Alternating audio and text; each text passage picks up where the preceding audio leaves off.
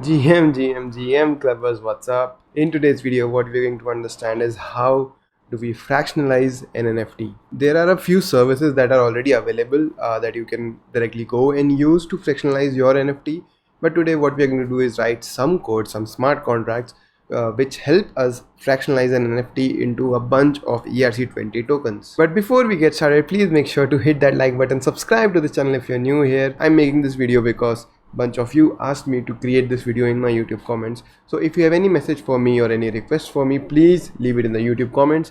And if you have any specific question, come join my Discord server. There are a bunch of people just like you and me who are trying to help each other out. Alright, with that said, let's get started.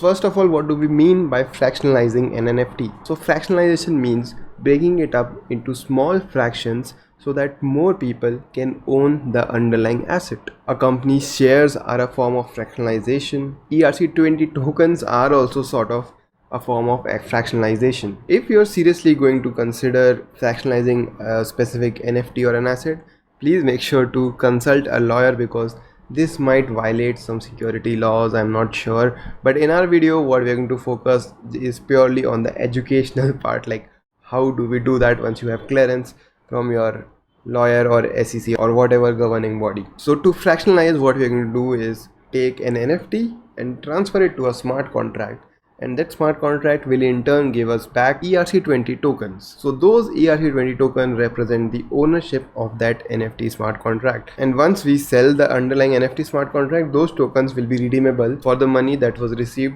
for selling that NFT. So let me open the OpenZeppelin wizard. Here what we want are the mintable and the permit features.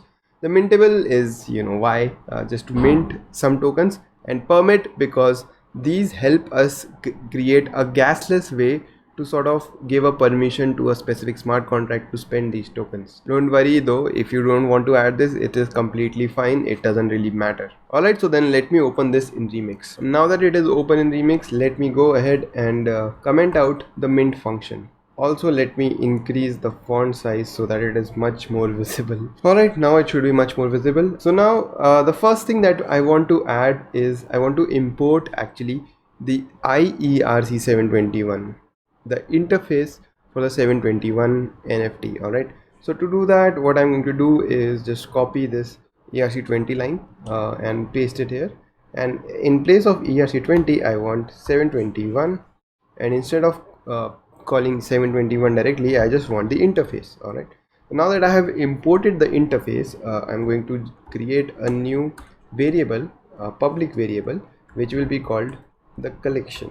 Alright, so this will be the address of the NFT that we are trying to fractionalize. Another thing that we will need is the UN256 token ID. Alright, so this will be the token ID of the NFT that we are trying to fractionalize.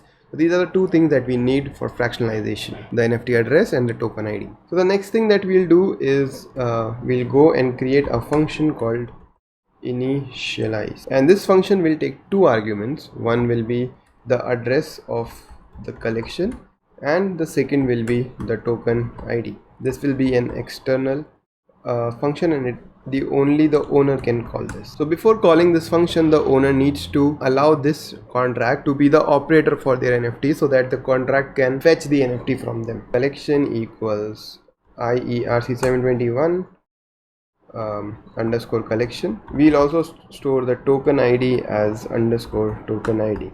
Now just to make sure that the user can't call this initialize function again and again, what we'll do is we'll create a new variable called initialized, alright, which will be false in the beginning, and so what we'll do is we'll require that the smart contract has not been initialized. Alright, then what we'll do is collection dot safe transfer from, and in the safe transfer form the first argument is message dot sender, the person who holds the NFT. Alright, the second will be the address of this smart contract, and the third will be the token ID. Alright, once this succeeds, what we'll do is we'll store the token ID in our variable, and the next thing that we will do is set initialized to true. And one more thing that we need to do is mint the tokens, mint the ERC20 tokens. So to do that, we will just copy this and paste it here, and instead of 2, what we'll do is we'll send all the tokens to the owner, to the person who held the NFT, and we need the amount. So this is something that either we can have a fixed amount directly, or what we can do is we can ask the user to send the total number of tokens that they want to mint in exchange for their NFT. So to do that, just write uint 256 and then underscore amount, and then just pass on this amount over here. So with this initialize function, the user will send their NFT to the smart contract and in exchange get a few ERC20 tokens. Now once the user has those tokens, what they can do is create a liquidity pool listed on exchanges and stuff. Let's say a bunch of users have that token now, and somebody wants to buy that NFTs, but we don't have that functionality, right? The smart contract will always own that NFT and users will just own the tokens. What if we want to actually sell that NFT? All right, so to do that, we'll create a new function called put for sale, where we will basically store what is the amount for which this NFT should be sold for, and we will basically facilitate that selling in this smart contract itself. So we will just create a new function called put for sale, and this only requires a new price. This will be an external function and only the owner can call this. So we create one more variable called for sale, and we'll set that to false, and we'll create another variable called sale price, and we'll set these variables over here. The sale price will be the price that is sent, and this will be denominated in ETH, and we'll also make sure that the for sale is true. So now that we have a for sale function, we also need to create a function with which somebody can buy the underlying NFT. So to do that, we'll just create a new function called purchase, and this function will be an external payable function. Anybody can call this function because anybody can buy this. The thing that we need to require over here is that the NFT is for sale, otherwise not for sale, and we need to make sure that msg.value is greater than equal to sale price, otherwise not enough ether sent. So now that the user has sent enough money and the NFT is for sale, we just need to transfer the NFT to the user. Now one thing that we can do is accept the underscore 2 over here, so that the NFT can be sent to anybody else, but I mean, let's just not do that. Let's just make it simple. We will just write collection dot transfer from. In the transfer from, we'll just write address this, and we will transfer it to the message dot sender, and the token ID will be the token ID that we have stored. Now once it has been purchased, we can just set the for sale to be false, and we should also have a new flag with which we can turn on, so that users can now redeem their ERC20 tokens for the underlying ETH. Alright, so we can just write can redeem equals true, and we can create a new boolean called can redeem, which is set to false by default. So now that we have a can redeem, we should also create a new function called redeem, which is again an external function so that users can call it, and it should have a uint256 underscore amount as the amount of tokens that they want to redeem. Now the first required statement that we want over here is that the user can redeem. The can redeem returns true, otherwise redemption not available. One more thing I forgot is that here we need to make sure that the underscore amount is actually greater than 0, otherwise our maths will not work out. We will have some mathematical errors. So the first thing that we need to figure out is how much ether is present in the smart contract, and to do that we will write total ether equals address this dot balance. So this is the total amount of ether that is present in the smart contract, and we need to figure out how much we have to redeem for the user. So to redeem is equal to underscore amount times total ether divided by total supply. So this gives us how much should we send to the user who's redeeming. Once we have these values, first we need to burn the ERC20 tokens, and then we transfer the ETH to the user. Make sure to do that in that specific order, otherwise you are open to a re-entrancy attack. So to burn, you do _burn msg.sender and then the amount that the user needs to burn. This _burn already checks whether the user has that amount of tokens to burn, otherwise it gives an error, so we are completely fine here. And once the burn is complete, what we need to do is just send the to redeem balance to the user. So that will be payable. We need to convert the message.sender address into a payable and then transfer the to redeem amount. Alright, so this is a very small smart contract to fractionalize an NFT and later on sell it to redeem for the underlying ETH. Let's just go back to OpenZeppelin Wizard and get an ERC721 smart contract as well.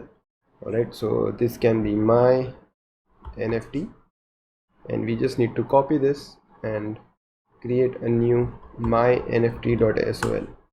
I'll just paste it over here, and this is a good to go smart contract. So we can auto compile and enable optimization with 0.814. Once the compilation succeeds, we will deploy first the NFT smart contract and then the ERC20 token. Alright, so we select the my NFT over here and we click deploy. Alright, and the second thing that we need to do is just mint a one NFT. So let me just copy my own address, paste it here, and with the token ID 1, I'm going to mint an NFT that belongs to me. You can check that the owner of one is my address. Now the next thing that we need to do is deploy the ERC20 token. So we go here to the ERC20 token and then wait for the compilation to finish. Once the compilation is done, we select the my token over here and click deploy. Once deployed, we need to copy the my NFT's smart contract address, open the ERC20 token smart contract and find this method called initialize. There are three different arguments that we need to pass. One is the collection, so the address of the collection that I've pasted, the token ID which will be 1, and the amount which will be some big number. Alright, but before this succeeds, if I click on transact, this will give me an error, and let me just show you that. So this is giving me an error because I haven't allowed the ERC20 token, the smart contract for ERC20 token, to be as the operator for my NFTs. Alright, so what I'm going to do is I'm going to select set approval for all, paste the address of the ERC20 token, and in the approved write true and click transact. Once that is done, I go back to my ERC20 token and now I just click transact, and again this time I'm getting an error, but the error is that the transfer to non ERC721 receiver implementation. So one thing that we need to basically understand is that whenever a smart contract is trying to get an NFT, make sure that they have this function called on ERC721 receive. And it sort of returns a specific value. You don't need to understand that completely. I've explained that in another video, the video where I explained the NFT staking, so you can just check that out, or I might link it somewhere. But we also need to implement that, and implementing it is very simple. You just need to copy this line, the ERC721 importing, the interface importing, and paste it over here. Then after ERC721 you write utils and then ERC721 holder.sol, and then over here on the contracts inheritance you just write ERC721 holder, and this is more than enough for us to basically go ahead and make this contract accept those NFTs. Alright, so I'm going to remove the old my token and I'm going to deploy this one again. I'm going to copy the address for my token again, and I'm going to set approval for this address once more. Once that is done, I'll go to my token, the ERC20 token, and let me just increase the font size so that it is visible.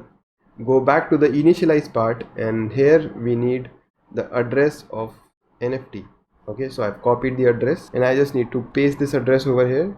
The token ID will be 1 and the amount, the number of tokens that we need to mint will be a big number. So one thing that you need to understand is, because there are 18 decimal points, so in the UI what it will look like is the last 18 digits will be after the decimal and the ones before that will be before the decimal. So let me just select however many zeros these are and click transact, and you can see the transaction has succeeded. For some reason it is not looking nice. Yeah, now it should look better. So the transaction has succeeded.